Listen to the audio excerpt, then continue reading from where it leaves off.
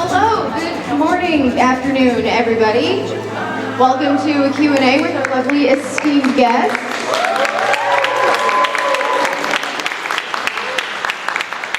So for this panel, everybody's going to introduce themselves and let them know why, let all of you know who they are, why they're here. We all know why they're here, but they're going to remind you anyway.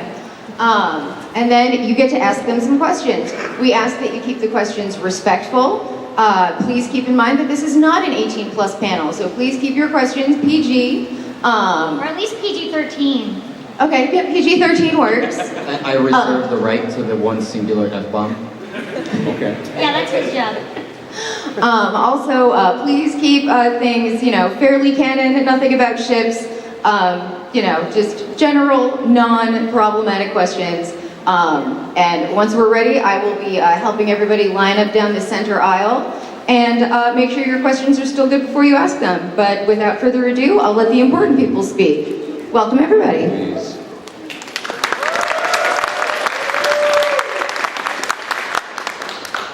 Hey guys, how are you? Can you guys hear me okay? Yeah. Good, okay. My name is Landon McDonald. You might know me as the voice of Enmu from Demon Slayer Mugen Train. His master told him to train hard, and he took that to heart. He took it very literally. Became the train. Let's see, you might also know me as Vice Captain Hoshina from Kaiju number 8. Ranko Edagawa from Bungo Stray Dogs. I think I see one of me out there. I love the giant lollipop, by the way. That's awesome. Let's see what else. I'm JJK. I play Noritoshi Kamo, the bow and arrow guy, and Esso, the big Chippendale dancer they fight at the end of season 1. Let's see what else. In Chainsaw Man, I'm the future devil in Chainsaw Man. The future rules. Got a movie coming out next year. Let's see what else. I'm in Pokemon. I'm in Digimon. One Piece. Bleach. I've covered the gamut over the years. But it's been so much fun. Oh, Buddy Daddies. If you guys haven't seen that show, I would really recommend it. I play Kazuki in that. I'm one of the titular daddies.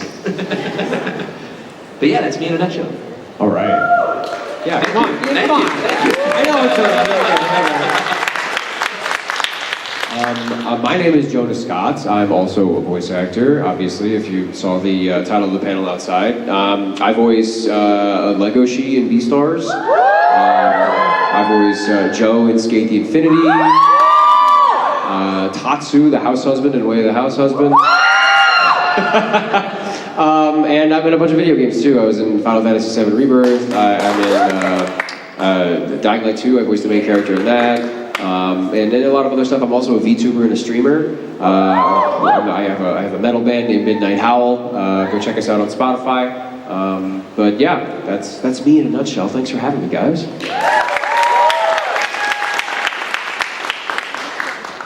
Hi, I'm Emi. I'm also a voice actor, but I don't voice a lot of daddies, unfortunately. I'm working on it. You might know me as Lucy from Cyberpunk Edge Runners, Mao Mao from the Apothecary Diaries, Run Mei from Honkai Star Rail, and Columbina from Genshin Impact, Suma from Demon Slayer, Rena from Higurashi. I am the 4-year-old baby menace in Buddy Daddy's, Miri. I caused him a lot of trouble and I ate a lot of sugar just so I could record that. And a bunch of other stuff. I occasionally stream VTuber stuff, maybe. We've been doing horror games lately, that's fun. But yeah, that's about it. I have a really cute cat, and he's the most important fact. Hi, my name is Corina Boettger. I'm an autistic voice actor. I voice all the characters you hate. Paimon in Genshin Impact, Tatsumaki in One Punch Man, Mizuki and I, the Somnium Files, Smalley and the Forest Spirit, and lots more. I mean, TK and Palamon and Digimon Adventure 2020, not the one from 20 years ago, but lots more. And then I also stream on Twitch, yay, and I brought my husband who's a sound engineer and has a bigger resume than me. Hi, I'm Eddie Correa, also sound guy. I'm sorry, this mic was on that side and I moved it like the worst person ever. So I'm sorry, one engineer to another.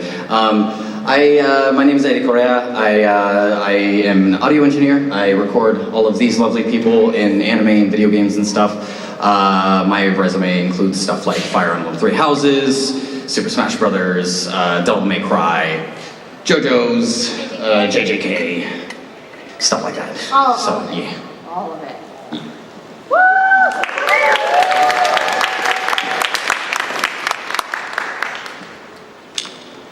And now you can line up for any questions. Yeah. Yay, line up. If you guys have any daring questions. Otherwise, I'll just talk about dinosaurs for an hour, and you don't want that. Well, we could probably do that, yeah. I like dinosaurs. Guys, did you know that crocodiles are not a dinosaur, but you know what it is? A penguin. A penguin's a dinosaur? Dinosaurs are still alive. They're all birds. Those are dinosaurs. I have 2 of them. Anyways, first question.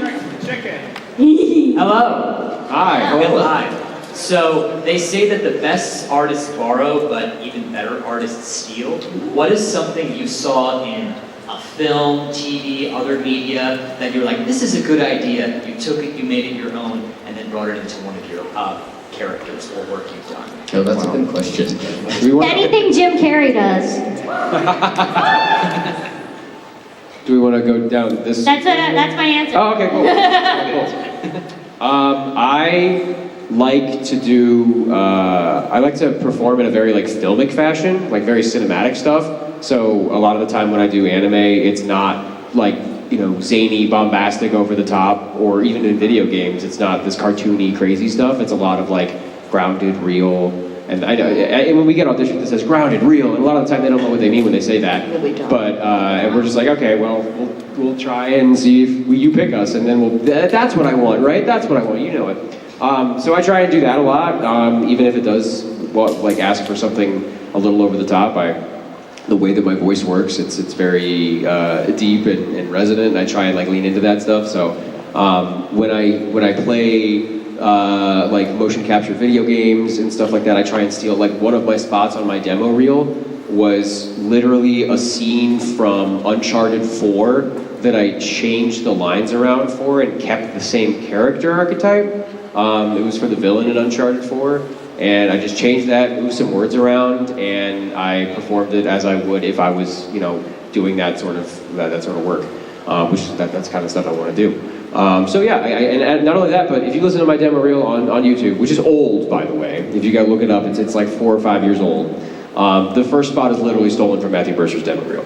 I took it like almost verbatim. I changed the words around a little bit, and just so you know, it's not like I'm selling my demo reel or anything like that. So it's not Bullshit. I'm not selling my demo. Hey, do you have a website yet? There, I would not sell a 5-year-old demo reel, but you know. No, I don't. I'm not selling it. Period. It's just a kind of a touchstone for people to be like, okay, this is what this guy sounds like, right? On YouTube. I barely even send it out to studios anymore.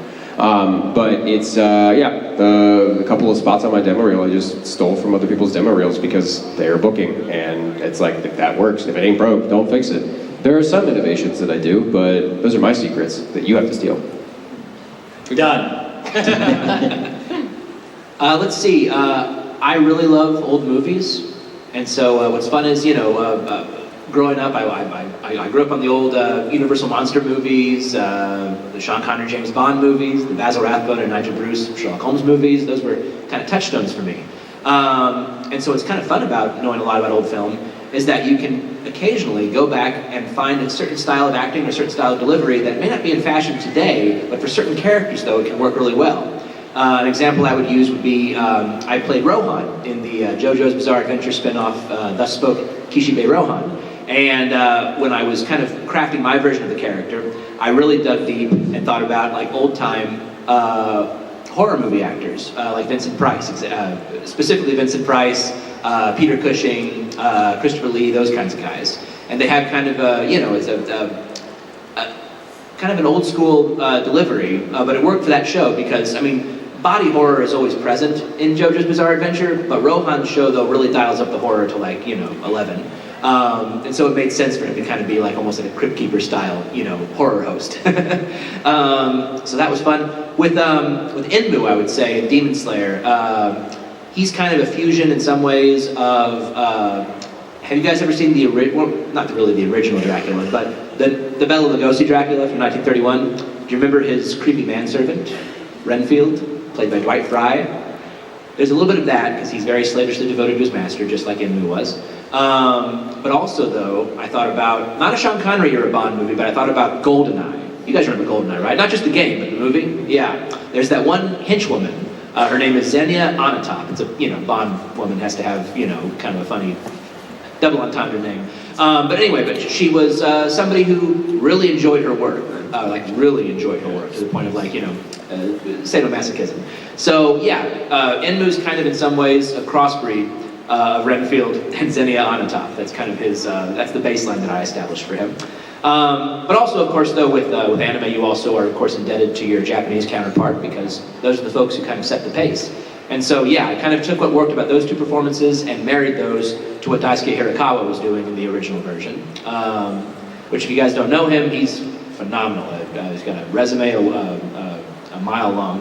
But let's see, yeah, that's kind of like I said, a lot of actors, when they're thinking of how to handle a certain character, they'll think about other anime performances, they'll think about video games. For me, though, yeah, I try to, dig a little deeper and kind of go further back in time to find some of my points of inspiration. So I used to do a little bit of directing, assistant directing, which is basically you're substituting for another director. And I've also directed a few of my own shows. And so if there are character types that I don't really know how to do well, but I'll cast somebody who can really do it really, really well. I like to keep little bits and pieces of their performance in my head and then use them in my own performances, which I've been able to do, adding a little bit of raspiness here when you're gushing about something I personally wouldn't have thought of before. So yeah, I like to take from the directors, the actors that I direct, because it's great to learn from them, because so many of them are fantastic. It's free real estate. It is, really, and it's I'm hearing it all the time, actors right? are also constantly learning from each other. Yeah. I will say, because I worked in theater and on camera, and you don't make friends in that field. But in voiceover, I've never had friends that were also my competition, and then all of a sudden here it's oh, you did that, I did this, and it's constantly we're constantly feeding each other things that we did differently to kind of help each other grow. Yeah. Which does not happen in the theater and on camera. Yeah, when you don't book something, you listen to who booked and see what they did and see how that worked. You're they wanted that? So I could have done that. So they didn't want But shoot, now I gotta learn how to do that. It's I was a Sometimes, completely... I could have, or missed it by that much, darn it. Yeah, and then another specific one, when I played Hay in Legend of Hay, that performance, the cat part was based off of my cat. I just thought of his little operas, so it was all little... and stuff like that. It's just him singing opera while I'm recording auditions or whatever. Thank you. Hi, you get to pick one character that the person to the right of you plays. Which character are you picking and why? Well, there's no one to my right, so I can pick anybody I want. You can go Corina. Okay, yeah, we'll go to Lou. So one more time, what was the question? You get to pick one character, the person to the right of you, or for Landon, you pick Corina. You get to play one character they play. Who would you pick and why? Weren't you in D4DJ? You were that one character in D4? Yeah. Yeah, that one. Yeah, Riku. I like her a lot. She's wonderful. I liked you in that one, so that one. I remember Tony was I feel exhausted just listening to you. Oh, that's why Tony and I work so well together. Because every time someone loud comes in, we're just okay, here we go. That's every day of JoJo's. It's just oh my God, yeah, every other line is yelled. I really wanted to be in Buddy Daddies. Yeah, Buddy Daddies. I would piggyback on that one. That sounds like a lot of fun. Yeah, I bet it was. You've gone for my guy or Ray? Because Ray's kind of more in your... Yeah, Ray probably, but just to touch the property, I'd probably take yours. But that's I'd definitely be inspired by your performance. That's for sure. What would you like of Jonah's?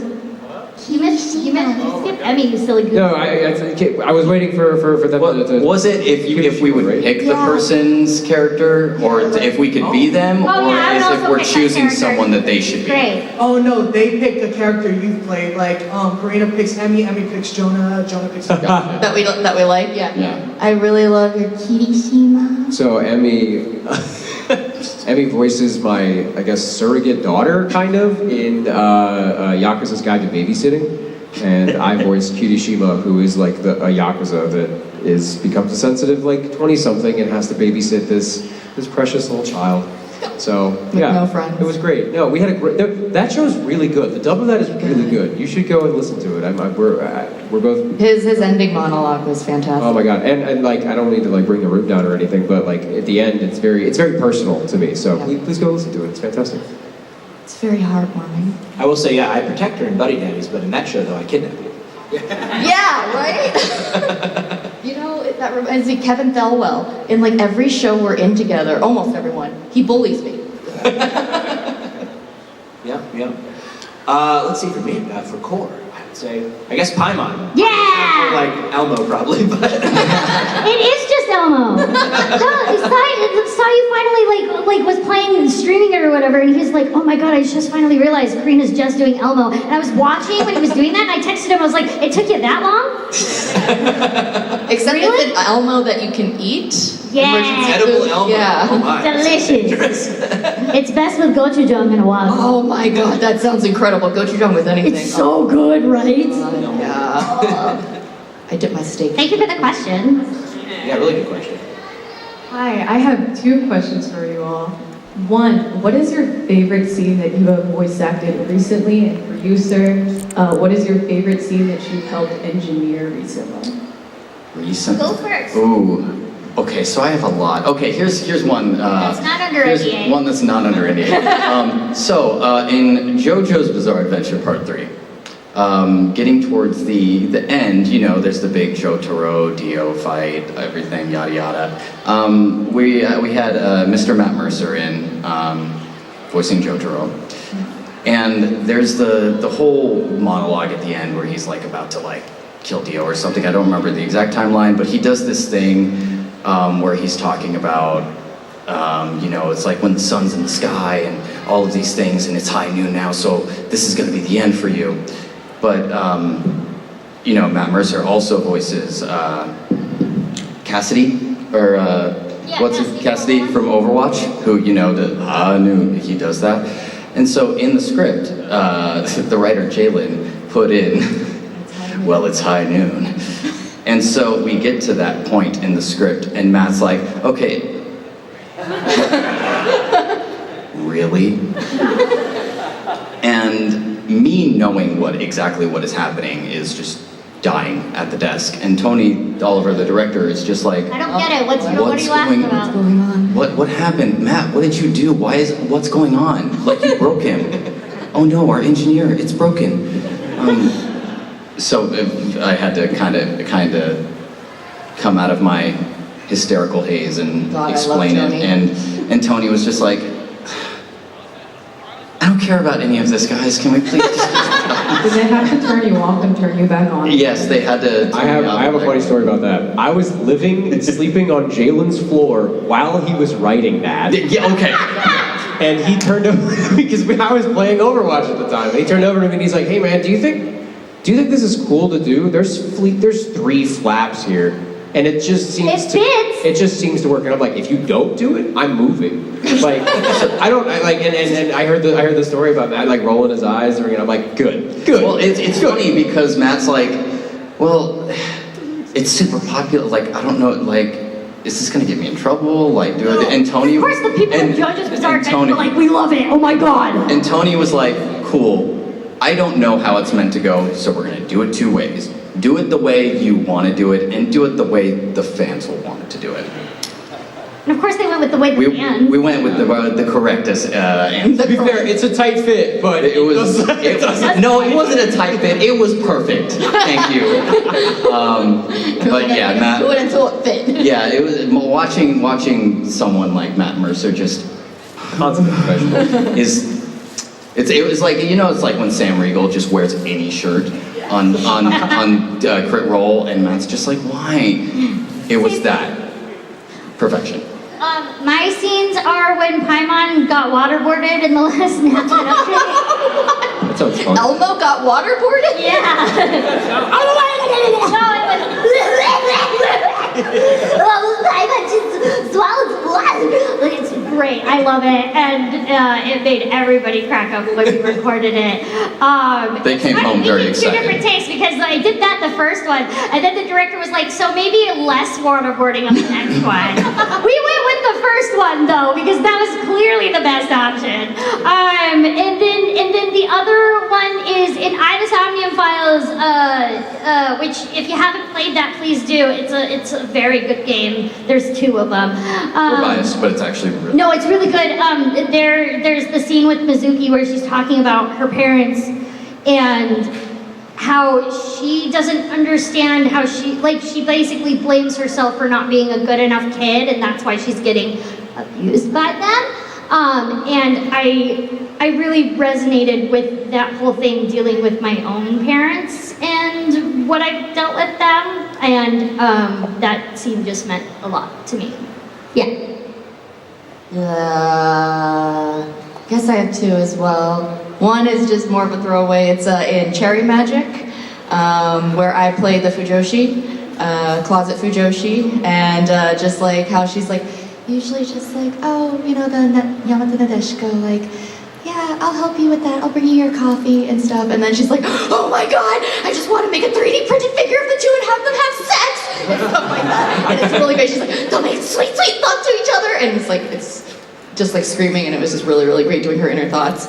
Another would be the last episode of Apothecary Diaries, which I started recording it, and then KG came in and he recorded it, and I was sitting in on his session while he did it, and then I finished in after him, and it's just like just the banter between the 2 of them, and like she's like where she like almost falls because she was dancing on a wall, and he's like, yeah, they told me another strange woman was climbing walls again, and so like she's like dancing on there, and then like her wound opens, and she's just like sits down, she's like, he's like, what do you mean your wound reopened? She's like, oh, it's fine, I'll just sew it up right here. And he's like, what the heck? And she's like, calm down, I can't concentrate on sewing my wound together if you're like screaming like that. And he's like trolling him and everything like that, and just like, it kind of like really sums up their whole relationship, and just, Katie's just really great, so.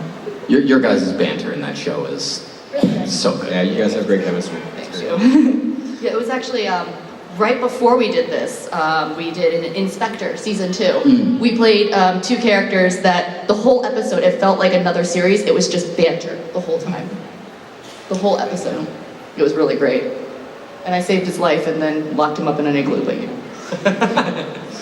I got a couple. The one that, like, the most recent one, I think, is I voiced Red Keeper in Go Go Loser Ranger, and if you haven't seen that, thank you, please. He's basically anime Homelander, and Zeno plays the he's great. He plays the main character in that, but I like playing bad guys, but I love playing bad guys that are perceived by other people as good guys. It's because I can do the hero voice, but at the same time I can, bring the voice down and be like, listen here, you little, like, I swear, I will hurt you. So much fun getting to play that character because he knows that everybody loves him except that one guy, and he really makes it known. It's great. Go watch it. It's fantastic. It's on Hulu. There's another season coming, and it's just a blast to get to just unwind, and a lot of the direction is just like, just do your thing. You, Jonah, you know what you're doing. Go ahead, just do it. And then we get to pick out of the 4 different takes that we get, and it's just a whole lot of fun. The next one that I'm working on is actually an indie game that I didn't know was trying to get a hold of me because they wrote this character for me. And they're like, we want you to voice this character, we want you to voice this character. And I've been like working, traveling around, I was in Poland and Ireland and doing a bunch of other stuff. And I just wasn't paying attention to my DMs and on Instagram. And eventually I got this email from my agent that's like, hey, this indie game company is trying to get a hold of you. And it was, the game is called A Date with Death. And, I love that game. Right? They wanted me to voice Death. And I was like, no. And I had worked with this game studio before on another project. And they were just like, we loved your voice, we love working with you so much that we just wanted to write this character around you and your performance. And the character kind of came to life and people fell in love with it. And we just, what do you want? Do you want to come in and do it? And I'm like, yes, of course. So we actually have a cosplay right there. There's a Casper cosplayer. His name is Casper, but he's Death incarnate.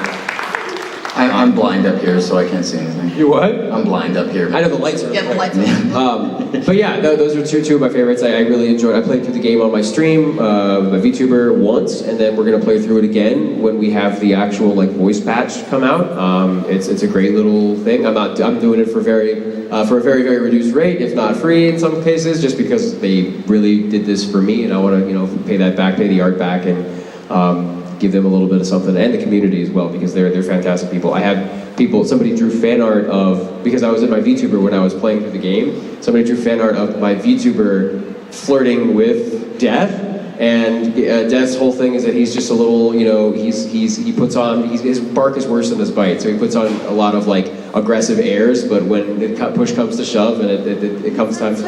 Yeah, oh yeah, very much so.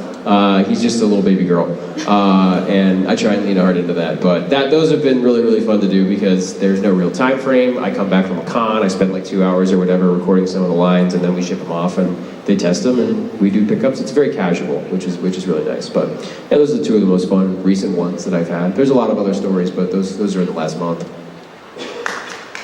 Thank you.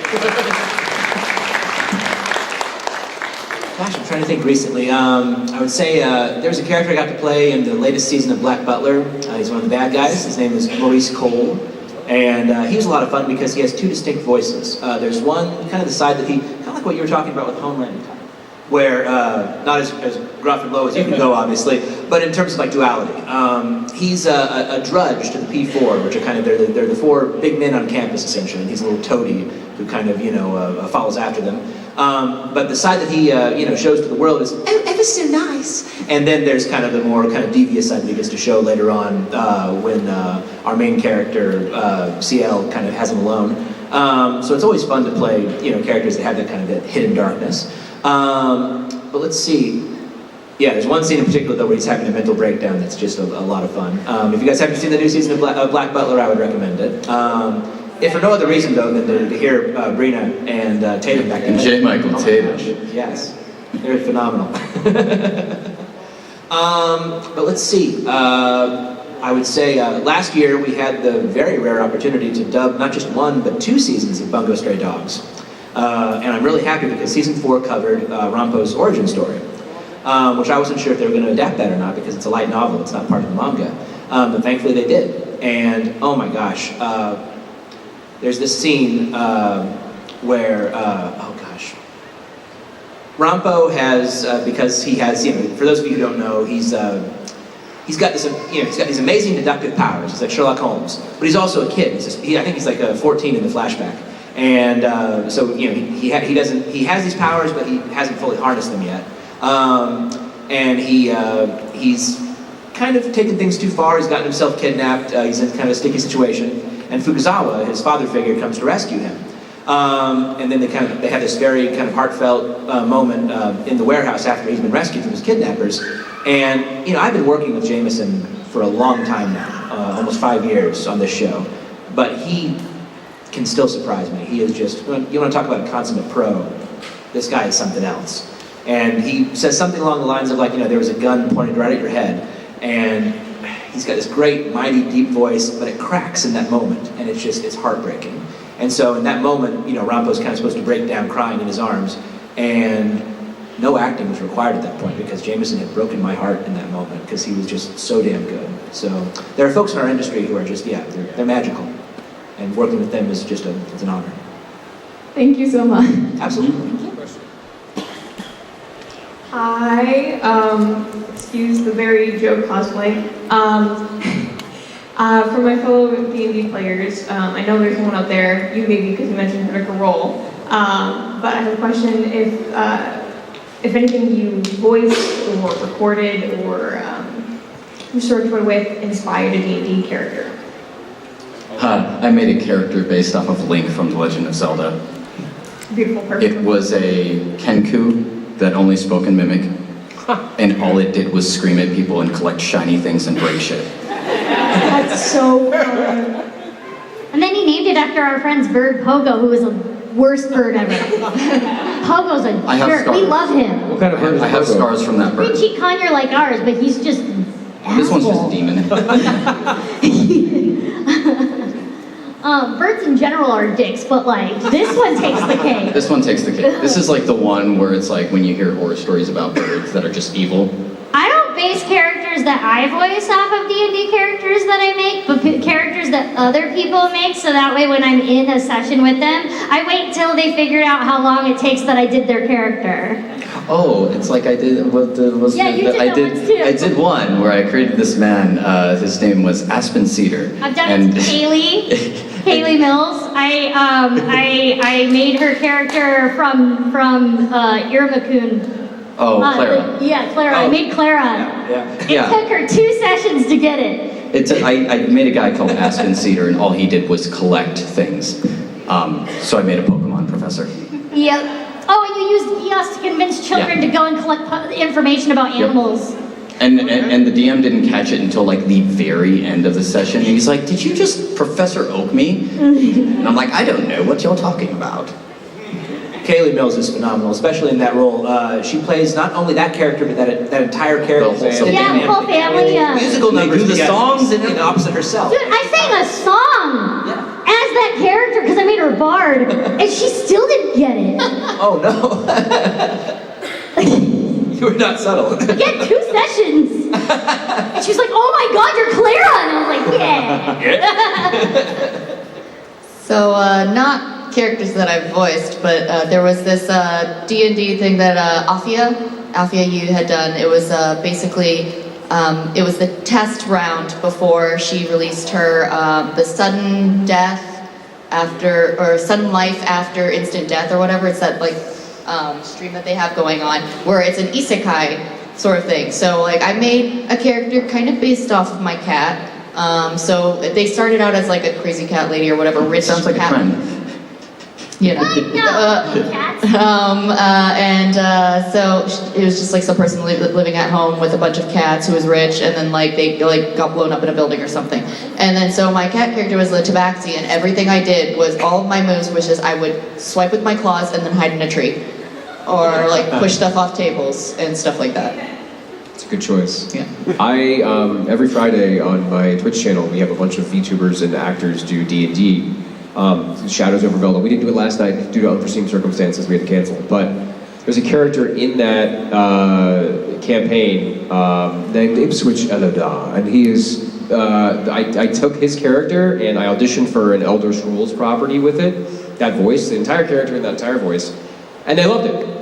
So I got to voice Count Verandus Ravenwatch as Ipswich Eloda in Elder Scrolls Online, and he has this wonderful story arc that is way better written than my character, but I love doing that. That was great because I got to just like escape into a character that I made, but is also, you know, a story that's told that I can chew on the words. If you ever played the Elder Scrolls a lot, especially the Elder Scrolls Online, it's very verbose. It's a lot of voice acting. And I love voicing that stuff where I can just talk and talk and talk and talk and like, you know, 16 syllable words. Are you sure you want to do that? Yeah, sure. You want to talk and talk and talk and talk? Why would you want to do that? I get paid to do it, so it's kind of Something about the lusty Argonian maid. Oh, the Lusty Argonian maid. I think I made a reference to it in the game. Go play it; it's great. And then there's another character that is in that same campaign on Fridays, who's literally just me. His name is Kelly Ryder, and he is an arcane trickster who has a Bloodhawk companion named Lester. And this is the voice that he has. It's pretty much just me, and he's got this like straightforward, like no nonsense, meat and potatoes kind of guy, who has his whole character arc is that he's lost his wife has been killed, and she's in limbo, and in sort of a Dante's Inferno-esque thing, he has to go into limbo and grab the soul of his wife and bring her back to life, or be with her for eternity, one of the two, whatever happens. And the player characters are going to try and help him. That's a little side quest that they have. He's an NPC, so it's not like I'm a player character or anything. But that voice is used pretty much everywhere. Joe, Skate the Infinity, has that voice, right? It's the same guy, right? So we all have little like variations. We go up a few octaves, or up a few steps, down a few steps, add an accent, whatever.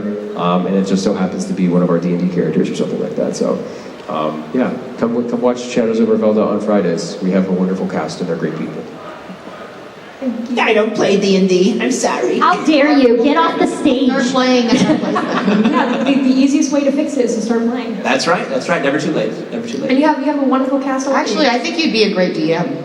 Because you're a writer. That's true. I You're also actually a think you writer. would make a DM, and that's not because I want another DM so I can play. Thank you. Forever DM. Thank you. Hey, what's up, guys? Hi. If you weren't voice acting or sound engineering, what would you be doing instead?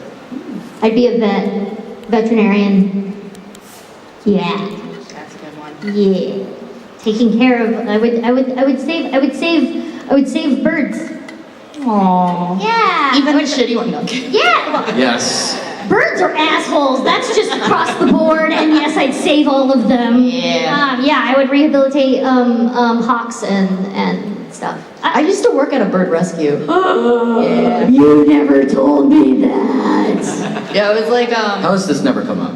I don't know. It was like in high school because we had to do like volunteering and stuff like that. So for 2 years I was working at a bird rescue. Oh my God, we have so much to talk about later. You just activated their trap. I play Pot of Greed, so you talk to me for 4 more hours. What does Pot of Greed do? I would probably be a bum.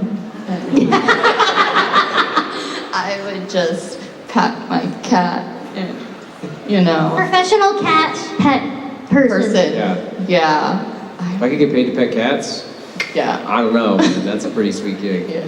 I went to culinary school for a year because in the first year of culinary school you learn how to cook. In the second year of culinary school you learn how to run a business, and I didn't even know how to do that, so I dropped out. And I figured that I would maybe work in food service or something as high-end food service, or I could be a writer. I actually am wrote a graphic novel. We're done thumbnailing it, and we're going to ink it and start production on it here in the next year. That, or I do like game design. I feel like I could do that. But if I wasn't a voice actor, I would probably be off Broadway, or with any. So either way, you'd be owning a business. Yeah, I mean, either way, it all requires you to own a business at some point. Even being a voice actor requires you to own a business at some point. So yeah, it's I'd love to be do Broadway, but I love video games too much, and rehearsal takes way too much time. Yeah. In retrospective, like looking back on how many hours I've spent in a theater, it's probably weeks and weeks and weeks of my life just in a theater rehearsing. Playing my Game Boy in the back, waiting for Q to Q to start or Q to Q to end, right? So I realized that doing tech week and rehearsals and things like that were just like 8-hour chunks of my life that I wasn't going to get back, even if I was like a lead or whatever. You still have to wait for everybody else to do their stuff, right? So voice acting was the next avenue that could afford me time to, be a raid leader and WoW and like play Warhammer and stuff like that. So yeah. I guess my serious answer would actually be that I'd be in music. Yeah? Yeah, because I have a master's degree in classical music, so I suppose I should probably be using that. But I really Look at all these smart people up here. Dang. I don't think you really I need to be dropped out smart to twice. do that, but like I was not crazy about teaching children. So like that's why I wanted to get a doctorate so I could teach at a university, but then that didn't happen because it's expensive and they don't give you scholarships for doctorates, even if you're accepted. So I was just like, goodbye. And yeah, like I still do some accompaniment work here and there, but like, and I play recitals at some cons, but that's like it, yeah. I was supposed to last year, but then I was in the ER, so at this con, yeah. I am, despite my best efforts, still alive. I'm still alive, bitches. Oh, me? I would say, gosh, I originally went to school at USC. I got my master's in marketing and PR. So maybe I'd be working for a film studio, pretending to be excited about the Minecraft movie. Good night, everyone. No, I actually would probably be a screenwriter. In fact, I'm doing that on the side right now. One of my efforts last year, a screenplay of mine got into the finals. That's awesome. Yeah, the Oscars put on this thing every year where it's the Nickel Fellowship, and mine was in the top 10 last year. So yeah, Nice. thank you. So yeah, I'd be Thank you. pursuing that. I'm still pursuing that, but I'd be pursuing it, I guess, full time. Trying to write a campaign. Yeah, right. I'll play D&D with you. I have so many characters. They're all terrible. They're the worst. That's the point. Yeah. Okay, so I just wanted to ask, who's your favorite Digimon? Oh, this Palmon. I love And Terriermon. Patamon. Same. Angelamon. Oh. Sue me. Garbage Mon, because I play him. Garbage. I can literally say that I'm trash, yes. Okay. Oh man. Okay, my answer is cursed though.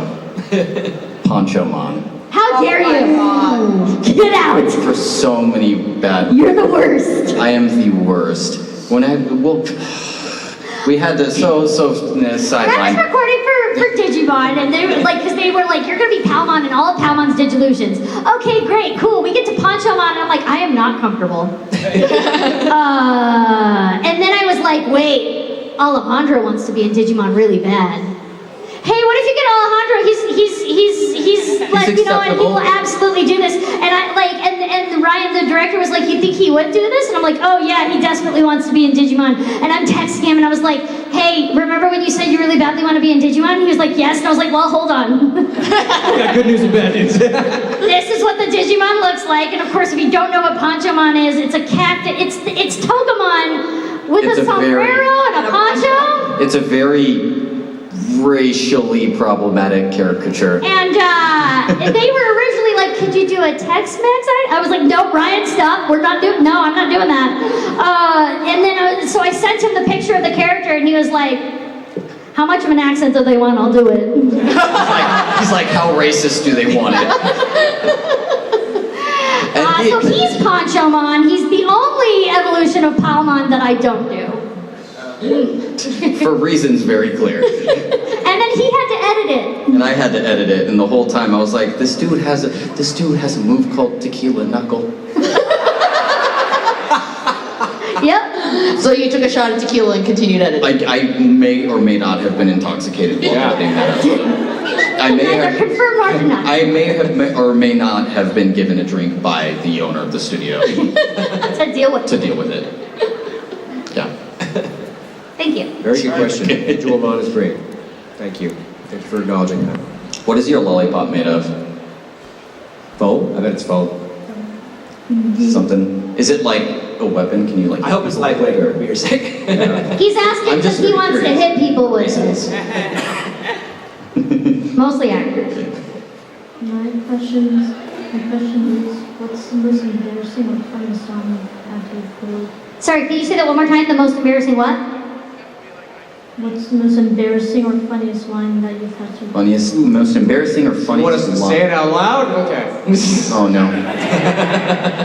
Jonah, you're on thin ice. I have one, but I need to debate whether or not to tell this story in front of a live studio audience.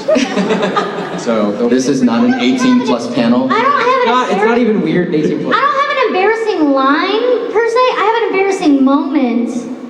I got a callback.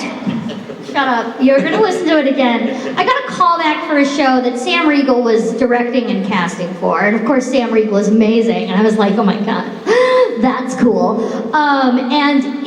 So basically, like, the audition, they were like, you're gonna do the callback from home, but if you have any questions, here's a phone number so you can call Sam.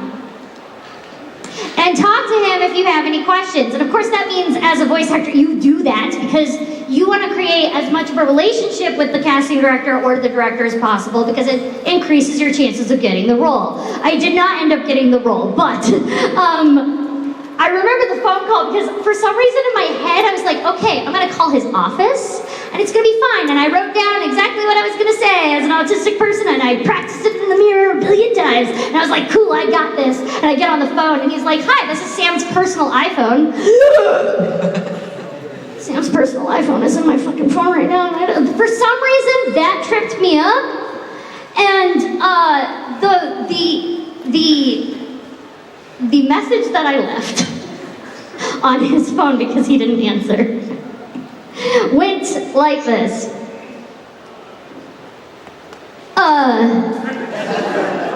Hi, this is Corina Boettger, and I'm calling about the callback for this character. I just have some questions about the callback, and so if you could call me back at your earliest convenience, that would be great. I really appreciate it, and thank you for... Please call me back at your earliest convenience. Thanks. Oh my God, that was terrible. Click. At least there wasn't an I love you in there. I had another callback 6 months later for a different show with him. This time it was in person, and I was like, oh my God, he remembers. Did he call you back? I got another callback. Okay, that worked. And I remember walking in, and I was like, hi, Sam, I'm really sorry about leaving a really weird message on your phone. Oh, because he did call me back. He didn't mention it at all. He's like, yeah, sorry I didn't answer. My kids were sick. And I was like, cool.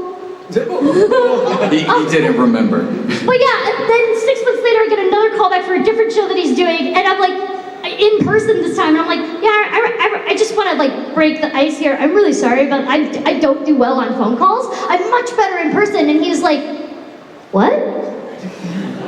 I was like, well, the audition for the other show, and he's like, no, I remember your audition and callback. I really liked it. I don't remember the message you left on my phone, though. And I was like, great. I just mentioned this really embarrassing phone call for nothing. Thank you. You're like, can I just see your phone real quick? So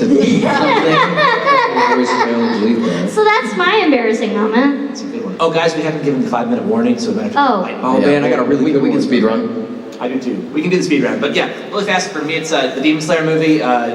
Lucian Dodge wrote this for me, and it's Inmu after spoilers. He reveals that he is the train actually, and he's talking about all the people inside of him. Oh, wonderful. Cool. Yeah. What was it? It was I can feel you scurrying around inside of me. Gross. Get a room! They had a whole train. He was the room. He was All the the cars. room. Is the room in here with us? So this one was the first session I ever had in person. I had to go to a studio that was in Burbank, and it's not a particular line. It's just a funny story. So I went to a studio in Burbank, and I waited outside. I was like 20 minutes early, and it was before the studio even opened. And this was something that I never did since. But I sat outside, waited for the engineer to come, unlock the door, and they're like, "Hey, you here for a session?" I'm like, "Yeah." So let me in. I got that. Usually there's a kitchen in the studio, so you go and make tea and have a piece of fruit, whatever. So that's what I did. I was early for my session. I started scrolling through Reddit or whatever, just checking my phone, trying to pass the time. And my session time rolls around. 10 minutes after my session time rolls around. 20 minutes after my session time rolls around, and nobody's come out to get me, or I'm not signed in or anything like that. So I'm like, there must be a problem here. And who turns the corner but Liam O'Brien? And has a nectarine in his hand and starts eating it, and he's like chewing through it, and he's like, oh, hey, are you supposed to be here? And I'm like, you're Liam O'Brien. This is my first session, like, in person ever in LA, by the way, and I'm like, yeah, I have a session today, and he's like, yeah, I think I'm the only one here today, man. And I'm like, let me check my email. He's like, yeah, you should probably get on that. And then he turns around and walks down the hallway like he's some weird cryptid. And Because he is! I can hear it in my head. I can hear him doing it. And I emailed the studio, and they're like, yeah, you're supposed to be at the satellite studio that's like across town. So I jumped in an Uber, got there, I was 35 minutes late, and they're like, oh, don't worry about it, you got like 10 lines. You're good, don't worry about it. And I was like freaking out, right? So I didn't want to make a bad impression, but that was my first ever hilarious. session. It was the most embarrassing. I would have just gone home and cried. And the best part is he probably has no idea who I am, which is great. I can reintroduce myself. Sometimes you get more than one chance to make a first impression. Sometimes. Thank you. Thank you so much. Hi. Hello. I'm taller than they were. Whoops, okay. Quick question is, what is your favorite out of context line from all the characters you recorded? Paimon getting waterboarded. Rampo railing against his inability to use public transit. No buses, no trains, too much work! That's always my favorite. Anything I say is going to be not allowed on this panel. So Ask at the booth. what? Come ask at the booth later. Yeah, come ask my booth. I need a drink. There you go. That's a good one. Thanks. Yeah, thank you. I said that like 10 minutes before this panel. Hi. Has there ever been like a moment when you're in a normal conversation and you just accidentally use a character's voice? No. My voice is a character's voice. Yeah, I talk like this. This is just how I speak. So a lot of the time. It's not on accident. This is just the way I sound. I naturally, when I get excited, just like have a higher pitched voice and stuff. Oh yeah, I think that's most people. Yeah, exactly. Yeah. So like it's just. I do impressions of them to like mess with them. That's about it. When I'm at my table, a lot of the time, especially in like at a convention, you have to project. And when you're projecting, you have to raise your voice a little bit. And they come up to me like, "You're not the voice actor. You don't sound anything like this character." And I'm like, "I'm an actor. There's a reason I don't sound like this character." But I'm not gonna scream grenade when you come up to the table. Exactly. But yeah, I mean, sometimes a lot of people say that I have like a New York affectation. Whenever, a Northeast affectation. Whenever I get like excited or I get aggressive or something like that, I have a tendency to tap my teeth with my teeth. So maybe that's a character voice, I guess. But it's give or take. I've been told that a lot actually, and I'm working on it to make it a little more neutral. I'm from Cincinnati, a historically neutral accent. So yeah, I guess I make like anime noises, but at the same time, I'm just really Asian. So it's true. Like You can't just say those things out loud. No, look, okay, spoiler. That was your inside voice. But, talking. I didn't know that. So when I was little, like my brother and I would be like, wow, like we do it jokingly and stuff like that, or you're allowed, like little noises, and I'm like yeah and stuff like that. Like this is what I do. There's funny enough, there is a casting director. You all know before you even say it. Right. Yes. Yeah. And I'm like trying not to like extra caricature it because I don't want to like be an asshole. But like she talks. More projection. Yeah. Like she always talks like she just took the fattest rib. And I've told I said PG-13, right? Yeah, and I've directly told her this, and she's like, I don't get it. She's like, and I'm like, it's just, I'm like, it's okay. It's a joke from Beyblade. It's a joke from Beyblade. That's a good one. Hey man, Beyblade, it was a nightmare. 3, 2, 1. And then Tony being like, we already have 5 seasons of this. We don't need another one. Funny enough. But we don't need to say 3, 2, 1 again. No, yeah. It's fine. Tony and I created a library so that from season 3 on, y'all didn't have to suffer as much. And it took a lot of fighting between production and Disney and the mouse. Thank you all for your questions. Thank you so much. We are all signing autographs later today. Yeah. If we didn't answer any of your questions, you can ask them over there in the autographs section. We'll answer them there. Please come by and say hi. And show me your cats and dogs. Or any animals. Birds. Lots of birds. We love them. But yeah, even if you don't buy anything from us, we love saying hi. Come say hi. Saying hi is free. Talking. You can do that. We're okay with that. We love talking to people. That's why we made it our job. Take care of yourselves, drink water, and take care of everybody around you, all right? Have a good day. See you guys. Take care.